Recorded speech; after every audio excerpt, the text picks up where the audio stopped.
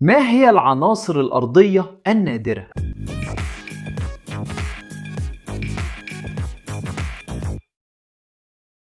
ازيكم يا عشاق الهندسة؟ النهاردة هنتعمق في عالم من المواد اللي أساسية جدا وغامضة في نفس الوقت، واللي بتحرك التكنولوجيا الحديثة وبتكون محور نقاشات عالمية كتير. احنا بنتكلم عن العناصر الأرضية النادرة، وأكيد سمعتوا عنهم قبل كده صح؟ هما بيظهروا في الأخبار وفي مقالات عن التكنولوجيا، بس يا ترى أنت فعلا عارف هما إيه؟ وليه هما مرغوبين بالشكل ده؟ يعني في الآخر ايه هي العناصر دي اللي اسمها العناصر الأرضية النادرة؟ لما بنتكلم عن العناصر الأرضية النادرة، أول صورة بتيجي في بالك إنها حاجة نادرة جدا، زي جوهرة مدفونة كده، مش كده؟ بس هنا عندنا أول مفاجأة كبيرة. هما مش نادرين قوي في القشرة الأرضية زي ما الاسم بيقول.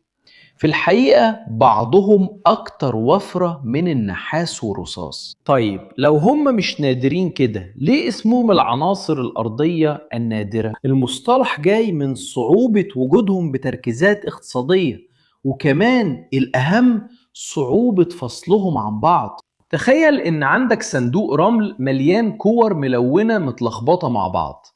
الكور نفسها مش نادرة، بس فصلهم حسب اللون واحدة واحدة بياخد مجهود كبير، وده اللي بيخليهم مميزين وصعب الحصول عليهم. الصعوبة دي في الاستخراج والمعالجة هي اللي فعلا بتديهم صفة الندرة في السياق التجاري والصناعي. من الناحية الكيميائية، العناصر الأرضية النادرة هي مجموعة من 17 عنصرا كيميائيا محددا. العناصر دي بتشمل اللانثانيدات ال15 اللي هم لانتانيوم، سيريو، براسيوديميوم، نيوديميوم، بروميثيوم، ساماريوم، يوروبيوم، جادولينيوم، تربيوم، ديسبروسيوم، هولوميوم، إربيوم، توليوم، إتربيوم، ولوتيسيوم.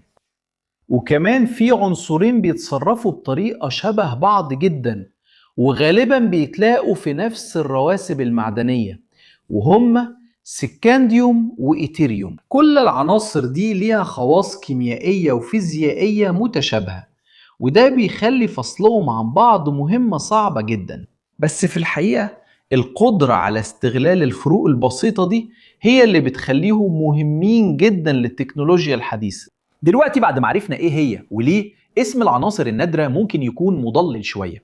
السؤال الكبير هو ليه العناصر دي مطلوبة جدا لدرجة إنها تعتبر أساسية لاقتصاد وأمن دول كتير؟ والإجابة بتكمن في خصائصها الفريدة. هي مش مجرد معادن عادية، العناصر دي عندها خصائص حتى بكميات صغيرة ممكن تغير بشكل جذري أداء المنتجات والتقنيات اللي بنستخدمها كل يوم. تعالوا نبص على شوية أمثلة توضح قوة العناصر دي. فكر في الأجهزة الإلكترونية اللي عندك في البيت، زي الموبايل بتاعك أو التلفزيون بشاشة مسطحة أو الكمبيوتر بتاعك. من غير عناصر الأرض النادرة، كتير من الأجهزة دي ما كانتش هتكون موجودة زي ما احنا عارفينها. اليوروبيوم والتربيوم مثلا بيستخدموا كمواد فوسفورية بتطلع ضوء أحمر وأخضر على التوالي، وده أساسي للألوان الزاهية اللي بتشوفها على الشاشات. الإيثيريوم واليوروبيوم كمان موجودين في اللمبات الفلورسنت والLED، وده بيخليها أكتر كفاءة وبتعيش مدة أطول. بس تأثيرهم مش باين على الشاشات بس.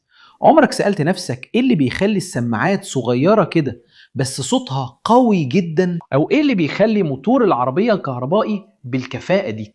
الإجابة في المغناطيسات القوية جدا. النيوديميوم لما بيتجمع مع الديسبروسيوم بيبقى ملك المغناطيسات الدائمة.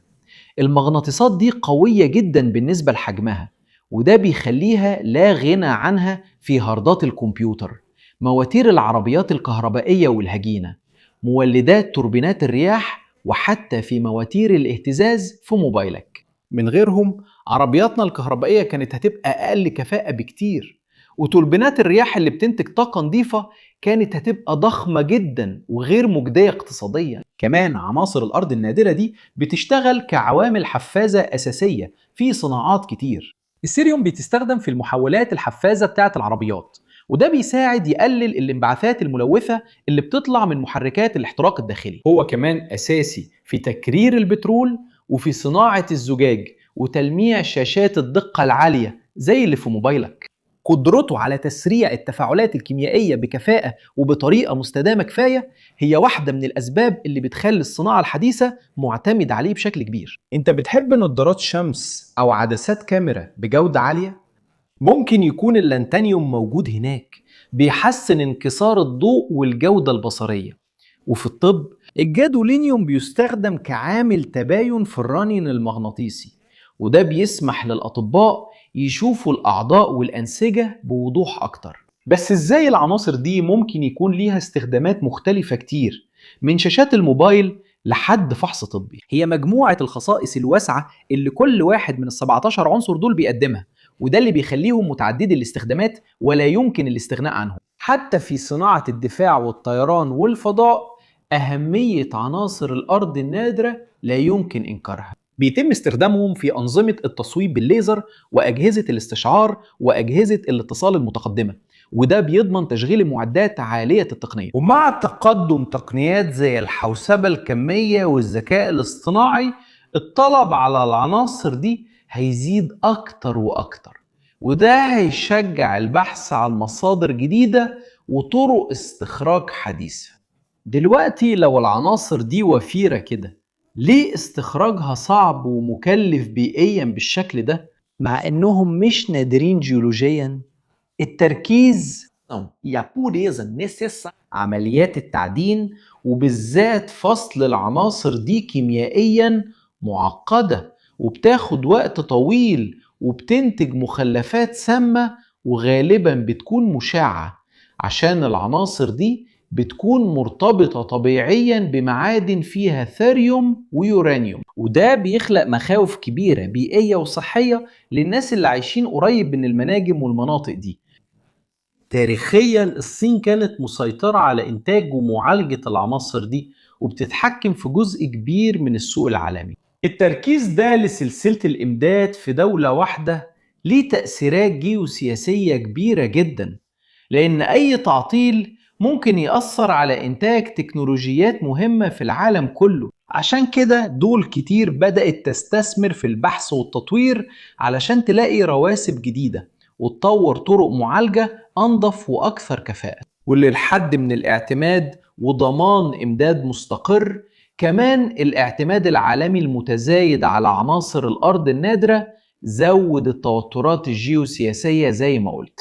الصين اللي عندها أكتر من 60% من الإنتاج العالمي وحوالي 90% من تكرير المواد دي، استخدمت مكانتها القوية كأداة استراتيجية وفرضت قيود على السوق بتأثر سلاسل الإمداد العالمية. التركيز ده في السوق على إنتاج الطاقة، الصين في الإنتاج، الصين في إنتاج الطاقة، والصين في إنتاج الطاقة. الصين عندها إمكانيات كبيرة في إنتاج الطاقة، الصين عندها إنتاج كبير للطاقة وإنتاج كبير للطاقة، والصين عندها قدرة كبيرة على إنتاج الطاقة وإنتاج الطاقة على المستوى الإقليمي، خصوصا في المناطق الغنية بالموارد دي اللي فيها المصالح الاقتصادية والاستراتيجية بتتشابك، وبيحولوا العناصر دي مش بس لسلع قيمة، لكن كمان لممكن تكون محفزات لنزاعات دولية. لو وصلت لحد هنا وعجبك الفيديو اشترك في القناة لو لسه مش مشترك،